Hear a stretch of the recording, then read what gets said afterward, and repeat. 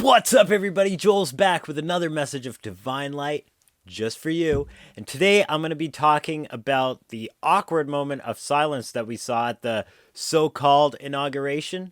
Come now and let us reason together. Come now, we can talk it over. Now, I know this is a time when a lot of people are just not sure of what's going on. Like, a lot of people had expectations for how things would unfold. And while none of that must be ruled out right now, we must really take care not to get ahead of ourselves and think that evil's won, because there's really a lot more going on beneath the surface than we can actually see right now. And I want to share some insight that I got on this subject from the book of Revelation. Now, a lot of people are intimidated by the book of Revelation. Mind you, the symbolism can be very scary, especially if you don't know what it's talking about. And a lot of people have used the eschatological interpretations to manipulate society, to manipulate people's minds, and to induce a state of fear and actually of panic, to get people to think that everything's going to end up going to hell in a handbasket. There's no way that we as a society can actually evolve this. But the truth is that the book of the apocalypse is anything but destruction. It actually means, the word apocalypse means the unveiling, the pulling back, the revelation, the revealing of our true nature. And that is when we enter into who we are as fullest capable individuals, as sons of the Elohim. But the passage in Revelation that really jumped out at me was the part that actually mentions a moment of silence. And I'm going to go ahead and quote directly from the text. "And when he had opened the seventh seal, there was silence in heaven about half an hour."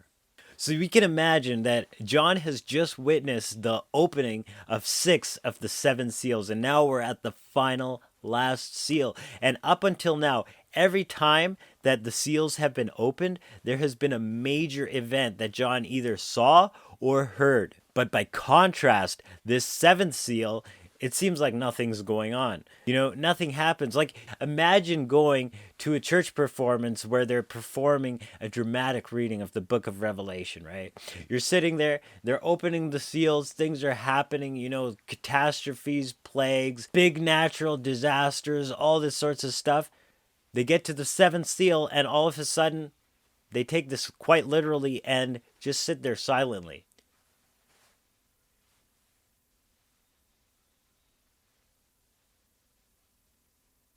The cast doesn't say anything or do anything for 30 minutes. You can imagine what's going on in the congregation at that time. People start to look around. They start to talk amongst themselves. They might start to fidget, start to get uneasy. Some people may even get up and exit. What have we seen, especially now that this has come to the surface, where it looks like nothing's happening? How many people that have been declaring their faith, that have been insisting that good is going to triumph, have just walked away, have just folded, have just said, you know what? My hand's no good. I was wrong. This is going south really quick. How many people are showing their true expectations, that they weren't really grounded, that this sort of pause between events has shaken them up so much that the doubt that was intrinsic in their being is just coming back up to the surface? And mind you, all that's okay, because this process is separating the wheat from the chaff. Because those of us with a pure vision, it doesn't take much to change the world. It only takes, when you go back and look throughout history, a small group of people with a clear and focused vision, a dedicated group that actually changes it for everybody else. Most people are complacent. Most people don't want to give up the comforts of Egypt in order to cross the Red Sea and to enter into a promised land.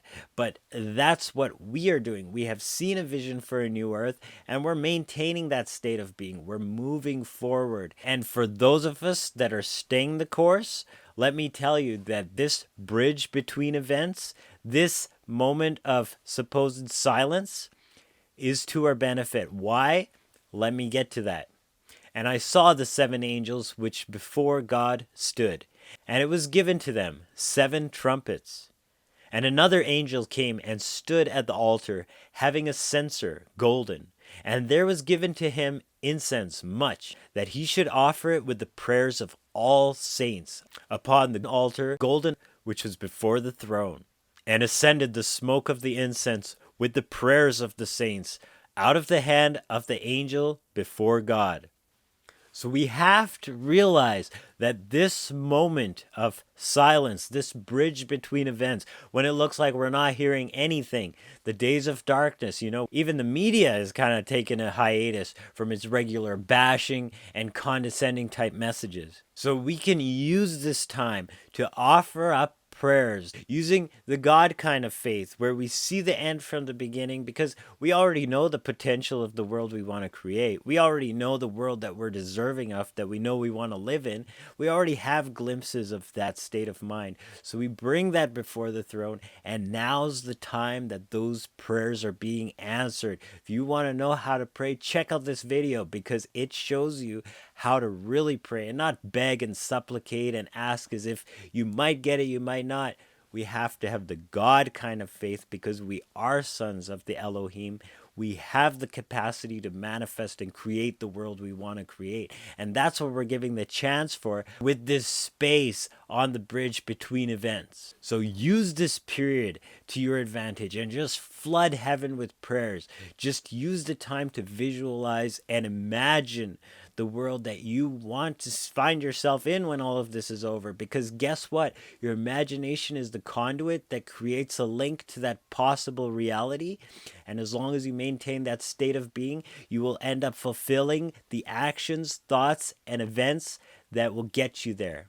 That's simply the way reality works, because once this stage has been crossed, we're going to start to see those prayers roll in and manifest like we've never seen before.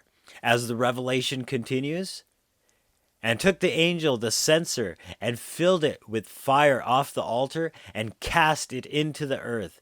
And there were voices and thunderings and lightnings and an earthquake. And we're already seeing the world resound with earthquakes in places that have never experienced tremors before. Even here in Calgary, at the foot of the Rocky Mountains, we're experiencing tremors on a regular basis. And maybe that has something to do with the underground bases. Maybe that has something to do with all this stuff that we're hearing about the underground wars. But not just that, it's also volcanoes. And we're seeing the shaking of the earth, because as the earth is birthing a new earth out of itself, we're experiencing some birthing pangs. And Jesus even said in his description of as these things escalate, for nation will rise up against nation, and kingdom against kingdom, and hunger and plague and earthquakes in various places. It's just a fake coronation. Like I said in my previous video, we have to see Adonai coronate himself and usurp the throne in order for the entire act of treason to be fulfilled. Go back and watch my videos. They're all up there when I uploaded them. I said that Adonai would be the triple dousing. It would look impossible. It would look like there was no hope. But this is when the Elohim answer from the skies and prove that the forces of good have already triumphed the forces of evil. We're just watching the stage show unfold right now, so that all the proof comes out on the table, so that all the crimes are outlined neatly for the public to see, and then the trials can be fair. And then we will see divine justice. We will see everything resolved, because we have crossed the threshold into a new era where corruption cannot maintain itself in the shadows. Where the light shines, the cockroaches scatter. And that's what we're witnessing now. So the message of Revelation is not one of doom and gloom. We have to realize that it's our own awakening. It's the story of our own awakening. And if you read the end of the book, guess what? It ends with the new Jerusalem, with the unveiling of a completely new heaven and earth. Does that sound like a book of absolute destruction, or does that sound like a book of a new hope? So that's what we're moving into. Don't fear the book. In fact, it even says, blessed is he that reads, and he that hears the words of this prophecia, and keeps what is written therein, for the end is near. Wait, the end is near? This was written 2,000 years ago. How can the end be near for those people that are hearing it at that time? Guess what? It's because it's the unveiling of the old world. The end of the old world is what's over. That's at hand. And we're moving into, as each of us unveil our true selves, into the new Jerusalem, into the Messianic age. That's why the Romans were so scared of the Gnostics in the early days of Christianity, and that's why they're going to be scared of us once again when we wake up to our true selves in this moment in time.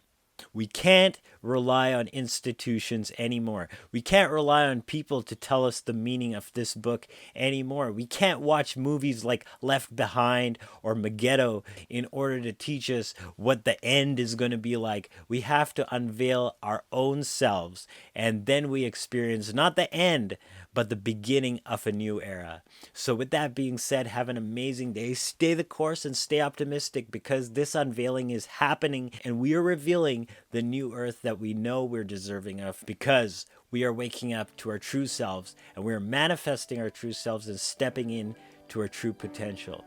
So have an amazing day. I'll see you in the next video. Agape, Salaam, Namaste.